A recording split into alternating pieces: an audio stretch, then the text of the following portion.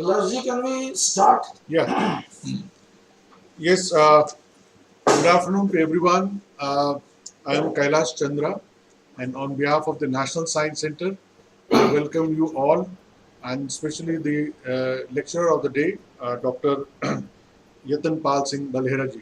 Balhara ji, good afternoon and welcome to the lecture. Thank you. Yeah. Hope you can listen us. Yeah. Line is also very clear. Okay. Okay. Yes. So, dear audience, this is the first lecture in this mental health week, and besides the two lectures, we are also organizing painting competition, science quiz on mental health, as other programs, and the film shows also. And these will activities will keep on. We will keep on organizing as the Mental Health Day is 10th of October. So we'll culminate on 10th of October with the other activities. Uh, as you know that mental health week, it has certain importance in a sense that in general we normally know the physical health and the mental health.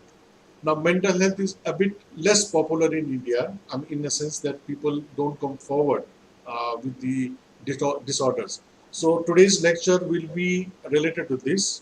And since it has a lot of branches, there will be one specific branch which Dr. Balhara will be touching, especially on internet and COVID.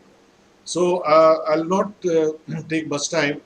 I straightforward request Sri N. Ramadas Iyer, who is our head of the Department of Education section at the National Science Center, to say a few words on this occasion, and then we'll formally move forward for the lecture. Iyer sir. Thank you, Kailash, and welcome, Dr. Balhara. It's a pleasure having you in our midst. A lot of people are tuning in, I see, and we are also streaming this talk live through our headquarters, National Council of Science Museums of Kolkata.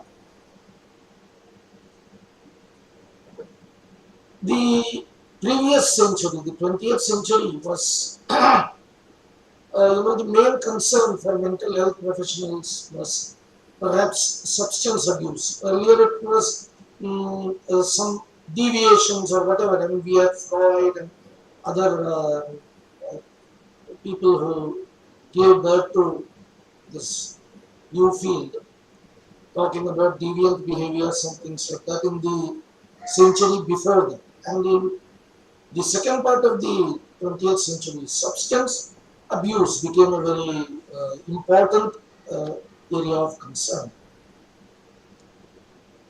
It even now continues to be an important area of concern. But of late, in the 21st century, behavioral addictions seem to have taken over. And in fact, most young people born in the 21st century are now addicted to certain kinds of behaviors, like the internet, like mobile phone. People, I have seen people being lost without their mobile phones. If they don't have a phone, they are totally lost.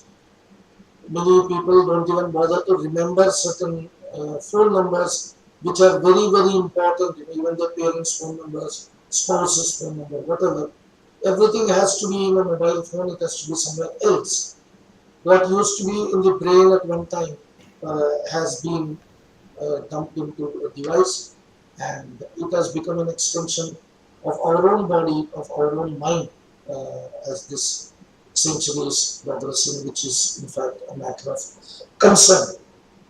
The renowned science and science fiction author Isaac Asimov used to talk about all information at one time, long, long ago, being confined inside the human cell, in each human cell, in the form of genetic information. Any information was contained there. Later, human beings went through the process of what we call civilization, and communication evolved, so people could share ideas. And a lot of information started getting stored in the brain. And then when even that became a little too much, these came out of the human body, the human mind, and went into books, libraries, and things like that. So the corpus of human knowledge went out of the human body and mind, and it started residing outside.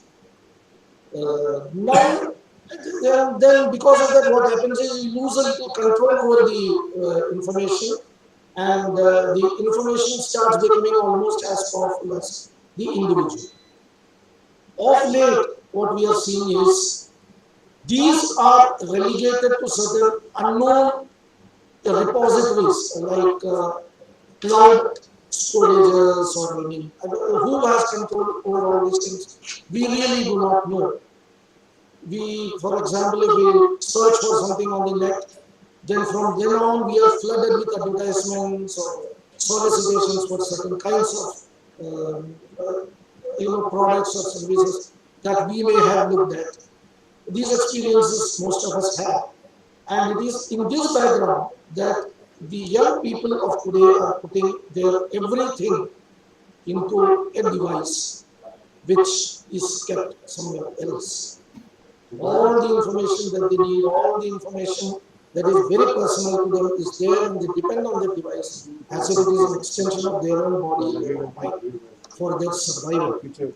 This sort of dependence on an external object can justifiably perhaps called addiction. I think Dr. Balhara will talk a little more. He might differ from me, I don't know.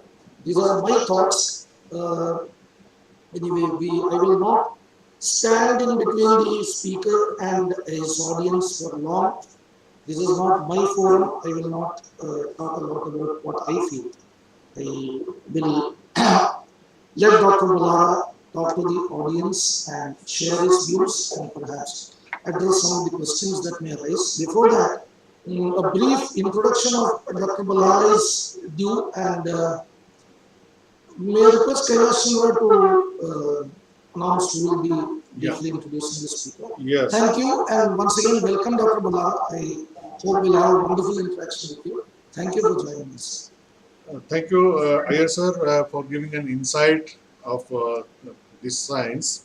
And it's my pleasure now to formally introduce the speaker of the day. Before I read a few lines about him, I'll request the audience that if you have a question, so kindly do ask the questions after the lecture of Dr. Balhara is over. It will be a pleasure to ask a lot of questions so that the session is very lively. So Dr. Dr. Yatan Pal Singh Balhara is currently serving as additional professor of psychiatry at National Drug Dependence Treatment Center and Department of Psychiatry at All India Institute of Medical Sciences in New Delhi.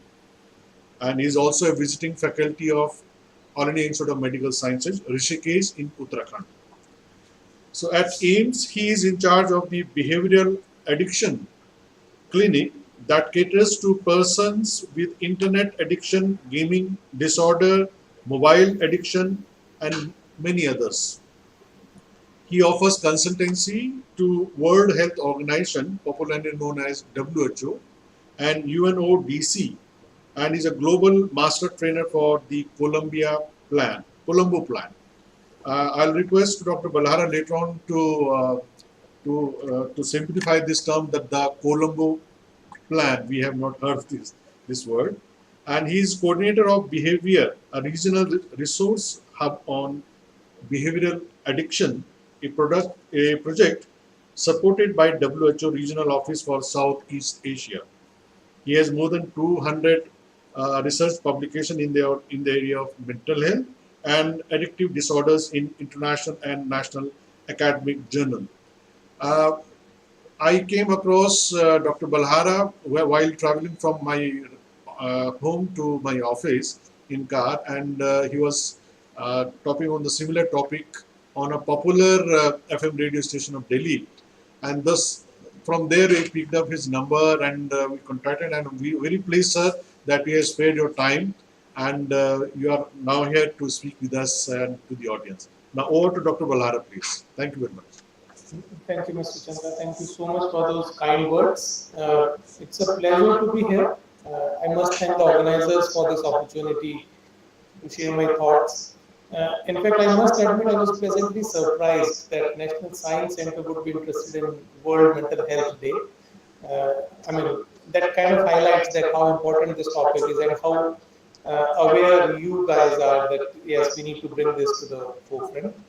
A special thanks to all those who have joined us through any means, being here or through the Facebook channel or the YouTube channel. So I'll be sharing my screen now.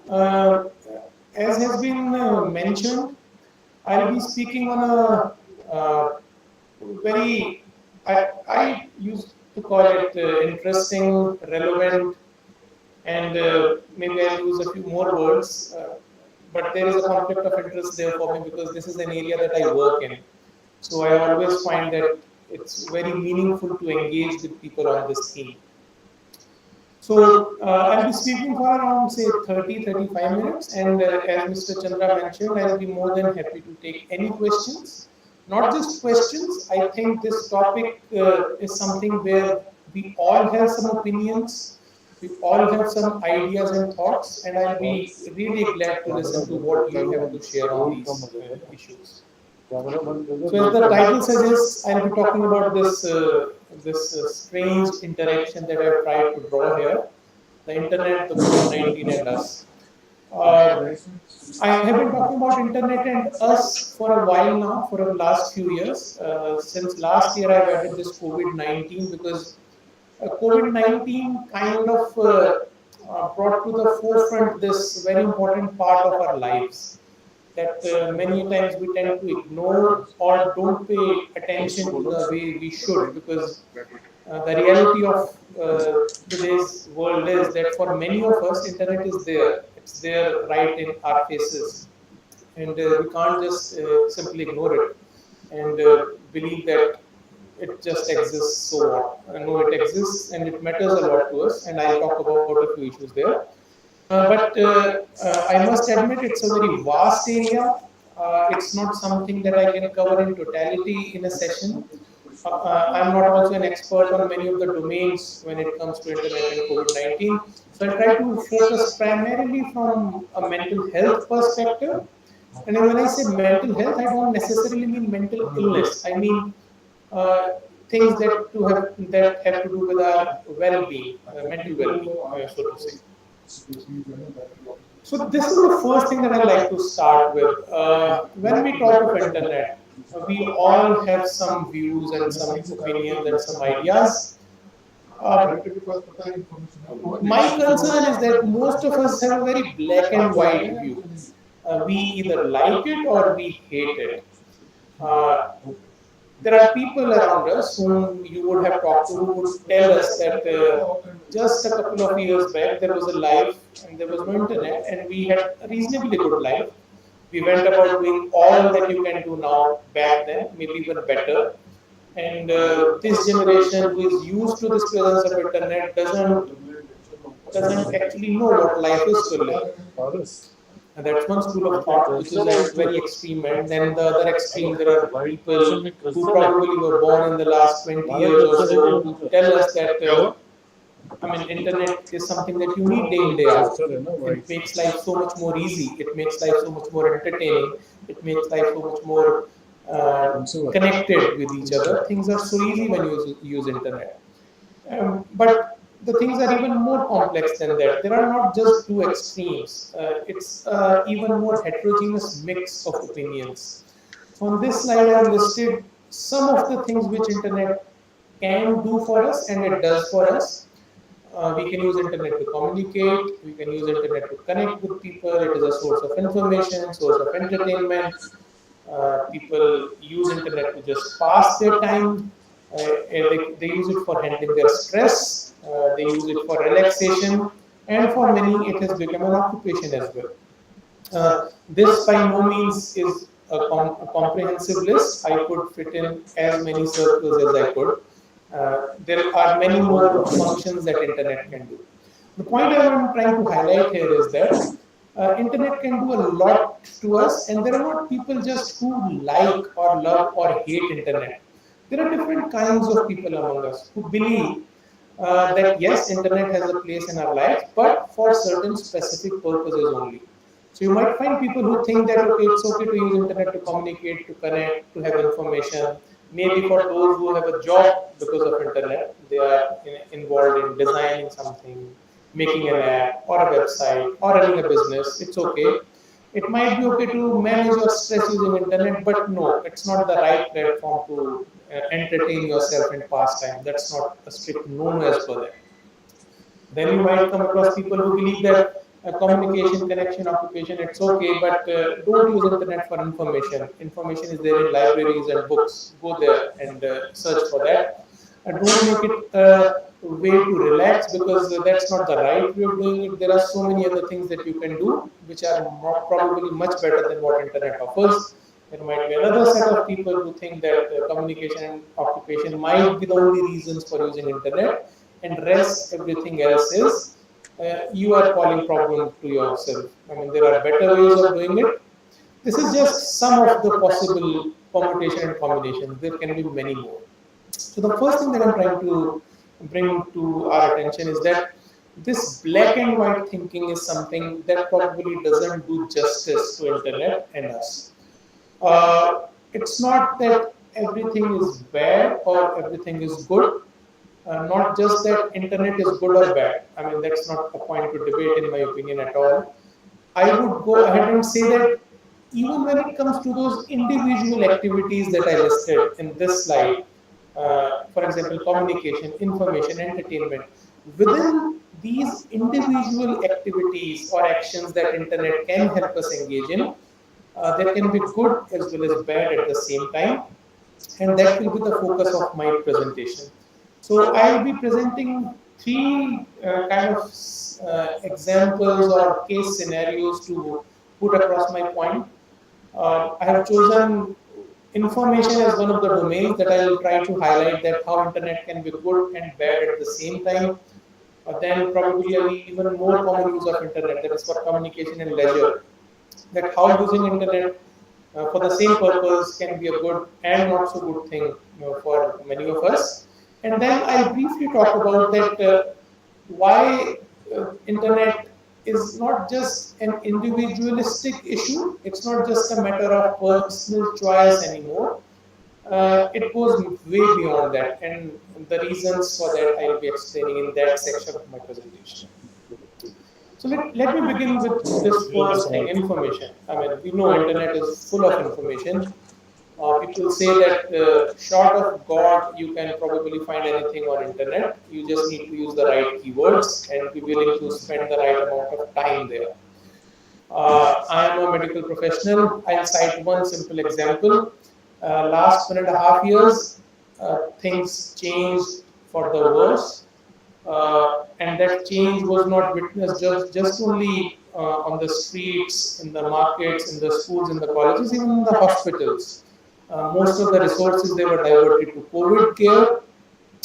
Patients could not reach hospitals because there were no means of transportation available easily. There were not doctors available to take care of issues which were part of their work earlier because they were now involved in COVID care. And that was the time when internet came to our rescue. Digital health is something that probably did a great good to many of us who needed a consultation, and still we were reluctant whether we should go out of the house, whether we should step into a hospital or not. So that was one very important aspect, a very positive role that internet played, especially in the last year and a half, and there is no denying that. But the same internet also offered us very strange kind of information as well. Not just the OTT platforms or the platforms that host online content, even the social media platforms, the communication platforms that are available over internet, they bombarded us with lots of information, and a lot of it didn't make sense. For example, I have put some screenshots or some thumbnails from some of the videos that are available online. people created videos which told you how you can become a surgeon on your own, how you can start a hospital at your own home, how masks could make you sick, how blood can kill you, and how WHO is playing a game in name of COVID-19. So this again was there on the same platform that was offering us something like this.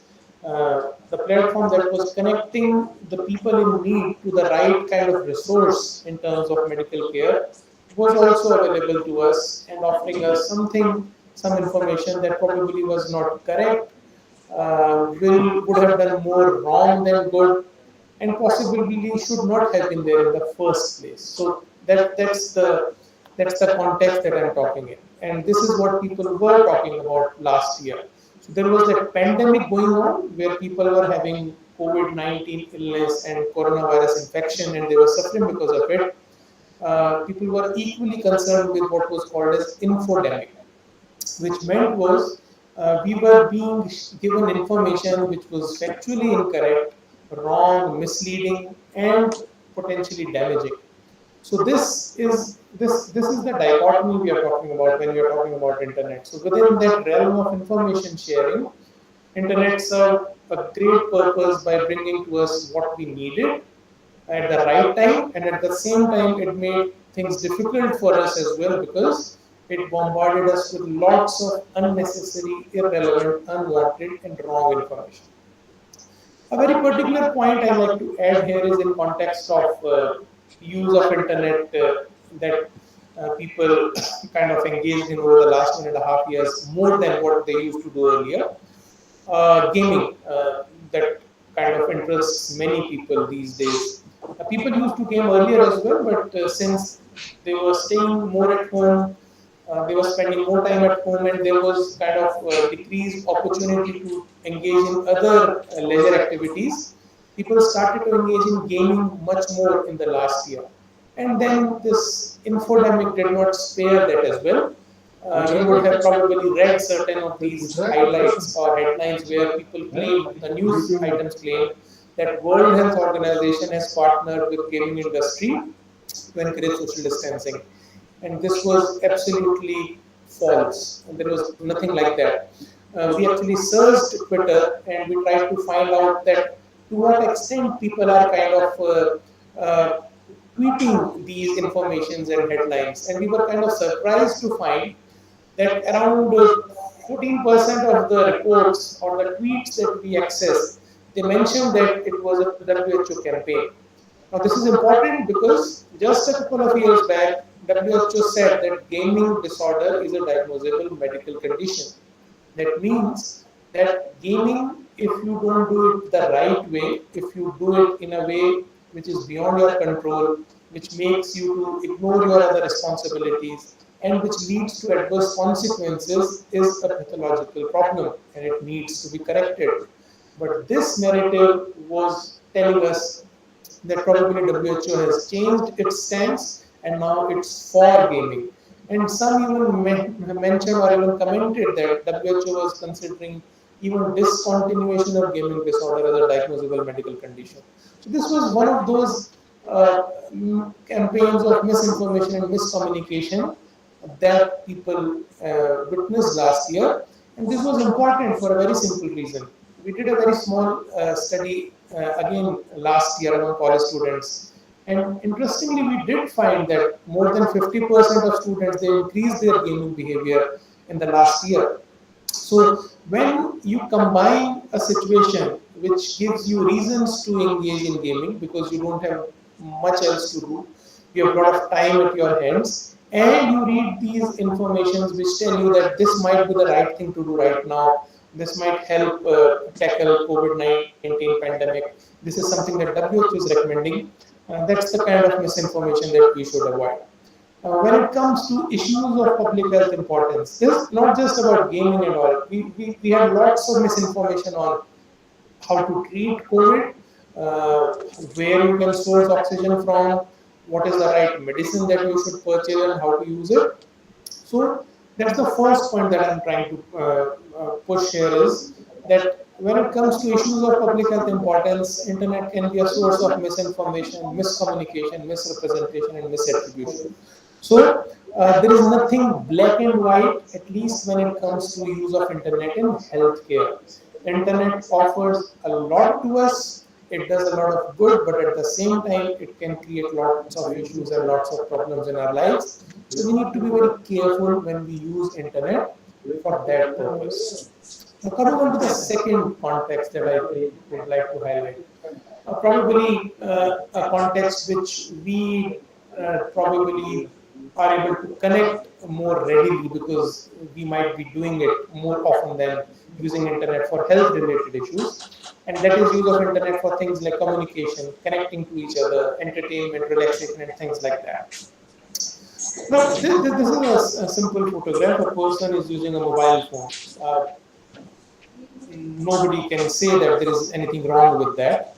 I mean, we don't know what he's doing it for how long and all. But if you show this cross-sectional image to a person and ask, is there anything wrong with this? Probably not. Another person using a mobile phone once again, doing some activity over there. You ask somebody, is there anything wrong with that? Apparently nothing. But when you look at the total picture or the complete picture, it changes. The context matters. The challenge as of today is not what internet can do for us or what we can do using internet. The challenge is in what context are we trying to do these things. Internet, mobile devices, they are a great help to us. They help us communicate with people. They help us connect with people. They help us engage with others. They help us with entertainment. I mean, just imagine this activity is happening over internet, but the context matters. There is a right context of using internet. There can be a wrong context of using internet. So that's the first thing we need to remember when it comes to use of internet for activities that are related to either communication, connection, or for relaxation and leisure. There is probably nothing wrong with most of the activities that we do online, except when we are trying to probably harm somebody using internet, for example, bullying and all. And keeping those aside, I don't think there are many things that would be called as wrong per se over internet, but the context matters. These days, we are getting parents in our clinics where they tell us that the teacher tells us that your student, while attending the online class, is playing the game simultaneously. And how do they know that? They don't see the screen. They just simply look at the eye movements of the child and they realize that this child is focusing on something else. So that context is important. Use internet for the reasons, for the right reasons that you want to use it, but keep in mind what context you are using it for. That's the first point. The context is important and it's quite ironic actually. For example, in this picture, if you look at this, I don't think anybody will object to people kind of not approving of this behavior. This picture is of a person driving a car and using a mobile phone simultaneously. And I do believe that most of you would agree that it's okay not to do this. It's okay to tell this person you should put the mobile phone down. This is not the right time to use internet or the mobile phone. Many countries have a legislation against it. You can be fined. And I think not many will contest that. Again, this is just about the context. The same phone, same device, sitting at home, doing the same thing, probably you won't mind that. But here, you probably would think that it's a matter of safety. Somehow, when we talk of safety, we focus on physical safety. So there might be a physical accident which can lead to injury or probably even death. So you should not use mobile phone while driving. But what about this situation? When a toddler, when a person who is still maybe 2 years old, 3 years old, and is using a mobile phone, how do you justify that there possibly could not be any harm in this situation? Yes, I do agree. This child probably won't hurt himself or herself physically or get killed using this device, but the harm that internet and mobile devices can do depends on context. For somebody who is that young, if he or she is used to a mobile phone excessively for reasons that he or she should not be doing, that can lead to problems. There is research that tells us it can interfere with our psychological development. There is research that tells us it can interfere with our physical health as well. So context is very important. We can't simply say that it's good or bad. What matters is the context. That's the first thing of this section. The second thing that matters or that is relevant is what is the purpose behind or what is the intention behind our use of internet. Again, coming back to internet is a great connector. It helps us connect with people around us. We communicate with them, we chat with them. So that probably is the right reason or not the wrong reason, because it's bringing you together, it's bringing you closer. Just imagine if there was no internet over the last year and a half, how would people have connected with each other? There were restrictions on travel. Uh, there were mobile phones, but how good is a mobile phone without an internet these days? So there is nothing wrong with that. But there is a challenge or there is a problem when this communication it boils down to likes and dislikes. So you use a social media platform, you post something there, it can serve many purposes. One of the purpose was it communicates what you want to share, and there is nothing wrong with that in my opinion. We all have ideas, we all have thoughts. I am talking to you right now using internet, and I think it's okay to do that. It's okay to post maybe a picture from your life or a thought that came to your mind or something that you read somewhere, something that you saw somewhere. That's okay, you're trying to communicate with people. But when this post is put there with an expectation that people should like it, people should share it, and only then I'll think that what I did was relevant. That's a big issue. That's a big concern. Because what you are doing by doing that is you are kind of judging yourself through others' eyes. What you have posted, whether it is good or bad or relevant, it has come down to whether others think it's likable or shareable. And that's the problem part of it. So while on one hand, internet offers you this avenue to communicate, on the other hand, if the right context and right expectation is not there, it can create problems. And that again is a very common concern that we experience in our clinics. We get adolescents, teenagers, young adults who come to us not because they are overusing internet or they are spending a lot of time over internet. Their concern is that there are friends or there are classmates who ignore us. They don't like what we are posting. They don't share what I have shared with them, and I think they don't want me in their group. So that's the second concern that we need to keep in mind. Many people ask me, what about the time? I mean, how important is this concept of time being online? How much is the right time? Uh, or is there a way to kind of delineate these many hours is okay, beyond that it becomes wrong? I would say that more than time, it's the context and expectation that matters the most. Because what can happen is, especially when the problem is still brewing, when it's still developing, you might not be spending as much time using internet.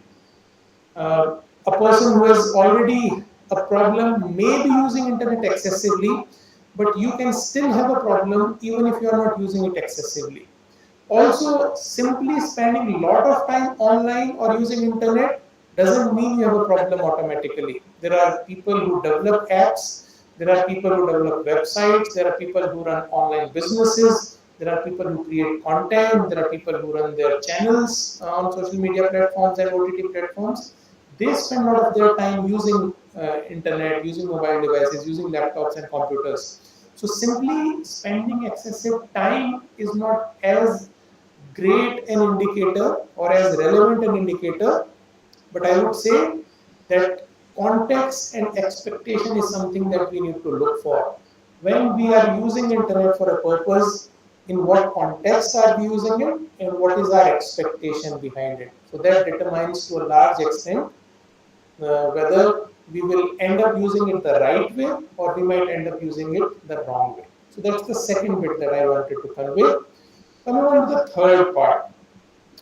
Many people think and believe that it's an individual's choice. I mean, It's your phone, it's your internet connection. You can shut it down, turn it off if you think you have a problem, if you've used it excessively. Why are you so concerned that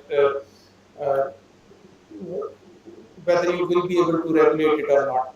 But there is a problem to that thought process, because the way things are today, the way people are engaged with internet in today's time, it's not just a matter of individual's choice.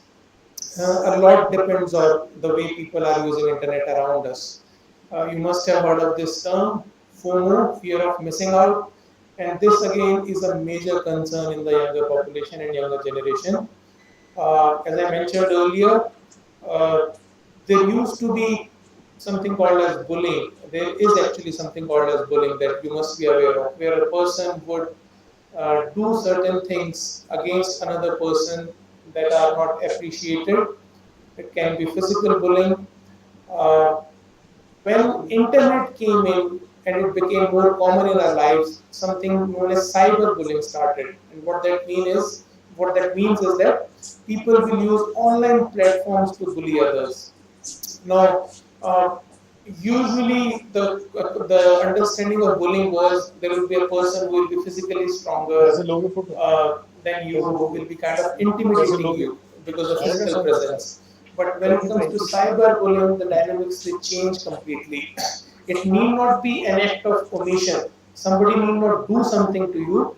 It might be a simply act of omission. For example, not liking your posts, not sharing your posts, not commenting on your posts. So that's the second kind of bullying that has started to come up again. And we do get adolescents in our clinic who complain to us that my friends are ignoring me. They are kind of hurting me by not including me in their online groups and platforms. So that's the third concern that we need to keep in mind. So it's not very simple as of today. I kind of empathize with the younger generation these days. It's not easy for them. It's not like switching off a switch. It's not like just turning off the mobile phone and then the problem goes away. This generation is living with people like them around who themselves are using these platforms, and if you don't engage with them or if they don't let you engage with them, it has emotional and psychological repercussions. So it's no longer just a choice of an individual. So far I tried to highlight this point. One is that there is nothing right, absolutely right or absolutely wrong when it comes to internet. Uh, Whether it is about the information part, it can do a lot of good to us, it can do a lot of bad to us at the same time. What matters is the context and expectation that we have when we are using internet, and it's not simply a matter of personal choice anymore. The social dynamics, our relation with others around us, and what they are doing around us, that also determines our individual behavior. So that's something that internet gives us or does to our lives, which might be good or bad. But that's not all that I want to talk about. I'll talk about three more slides before I conclude. The first is this. I am a psychiatrist, I am a mental health professional. As Mr. Chandra mentioned, we run a clinic at AIIMS. It's called Behavioral Addictions Clinic. But trust me, personally, I don't believe that this issue of internet is purely a medical issue. The reason is, it's not about a small number of people we are talking about today, at least in the cities, in the towns, and even in the villages now. I mean, internet penetration is growing in our country. And within the next few years, many more people will be using internet for many more reasons, for many more purposes. So it's not just a medical issue, it's a lifestyle issue. It's the issue like our choices when it comes to the food habits that we have. It's the choices we make when we do some kind of physical activity. It's a choice that we make when we have certain hobbies, the clothes that we like, the people we like to meet. So we need to address internet in those contexts. So it's an issue of lifestyle. And when it becomes a lifestyle issue, it's not something that we need to talk about maybe once in a year or once in a while. This is something that we need to think about on a day-to-day basis. We need to kind of reassess and reevaluate our relation with internet on a more frequent basis, that why I'm using it, what is the purpose it is serving for me, am I still in control or I am becoming dependent on it. So those are the questions we need to ask ourselves, probably more frequently than we do. In my opinion, what's happening is people kind of assume, they kind of take it for granted that mobile phones are meant to be there, laptops are meant to be there, internet is meant to be there in a life.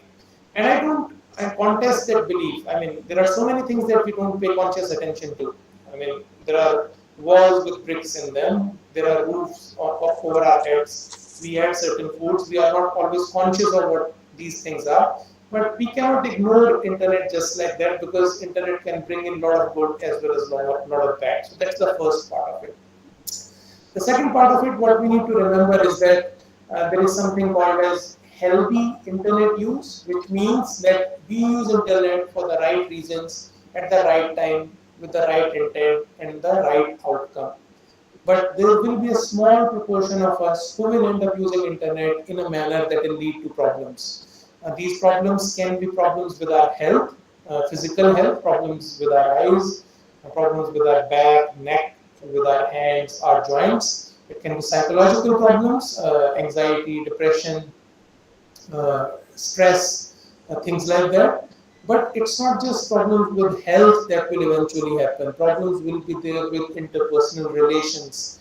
Once you get used to this online world a lot, it becomes a bit challenging to go in the face-to-face world or the in-person settings and developing those relations there.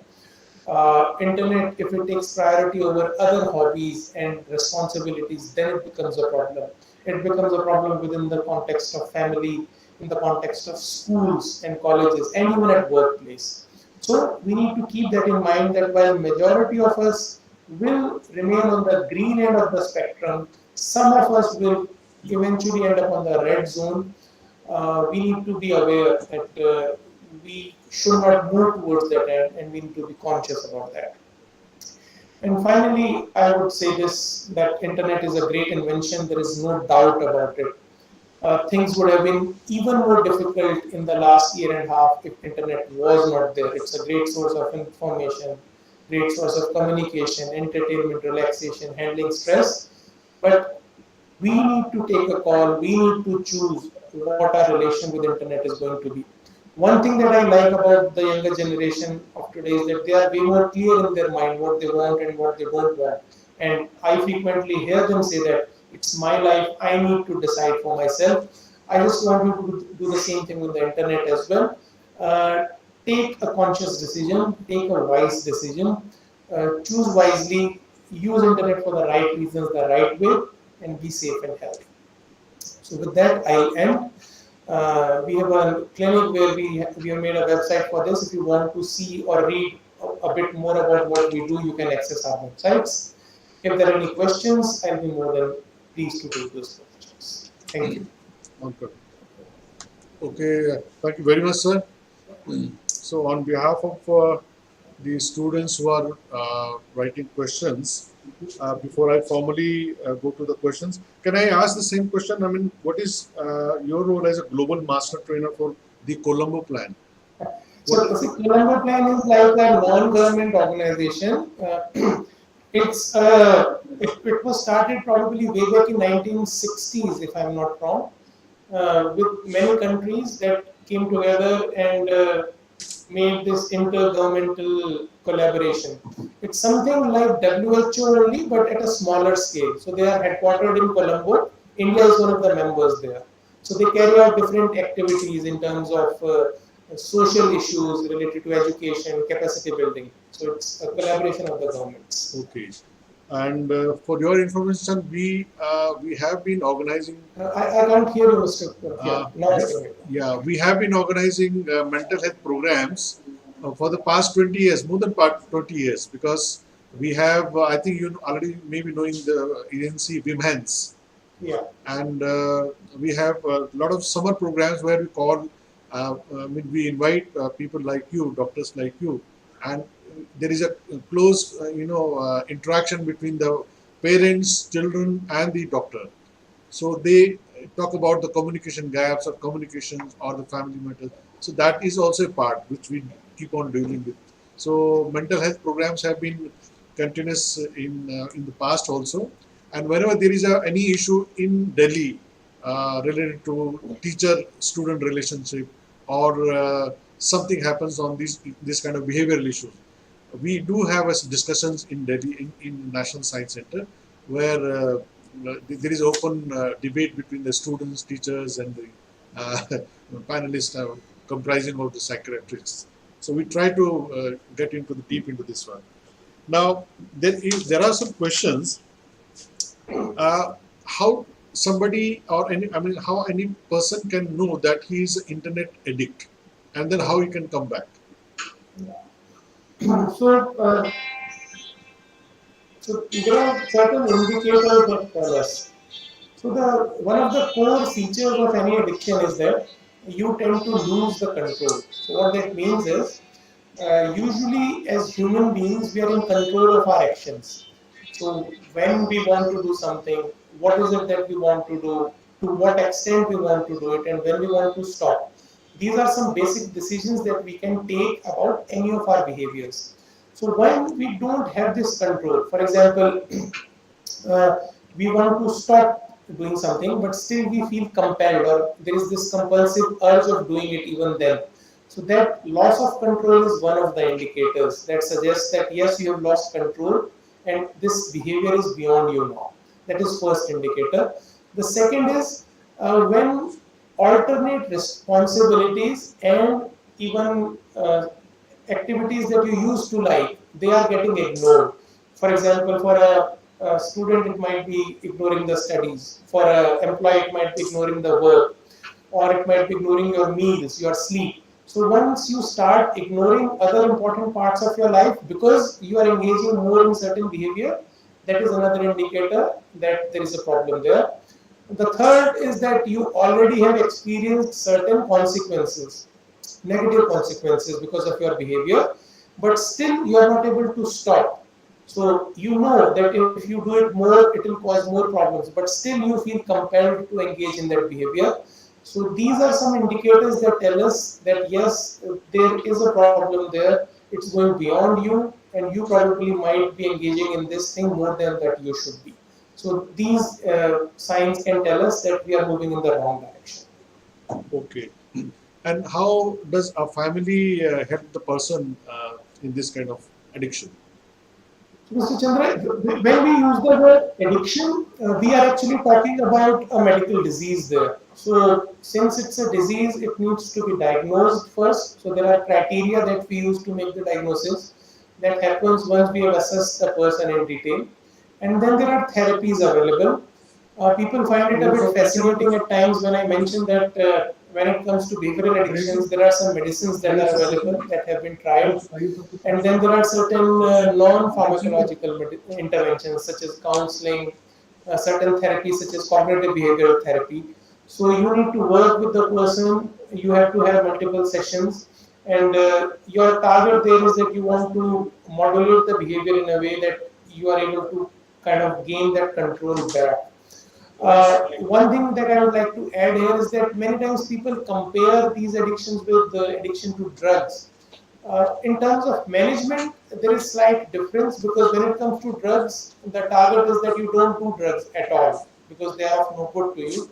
But when it comes to internet and related things, our target is that you don't use internet per se because you might need internet for so many reasons. And there is nothing wrong with that. So the focus is that how you shift from a problematic pattern to a healthy pattern of use. Okay. So now this is general question.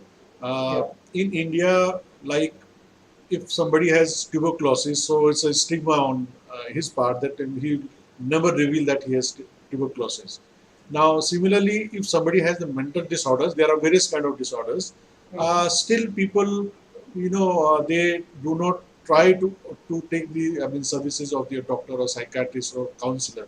So, in general, what is the scenario in India? Means how people are they becoming aware. They may not be fully aware. So what is the present scenario in this order?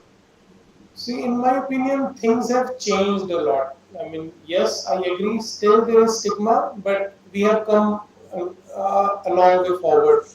People are acknowledging their mental health needs much more often now. They are way more aware. They are way more concerned, and they are way more comfortable coming forward and seeking help.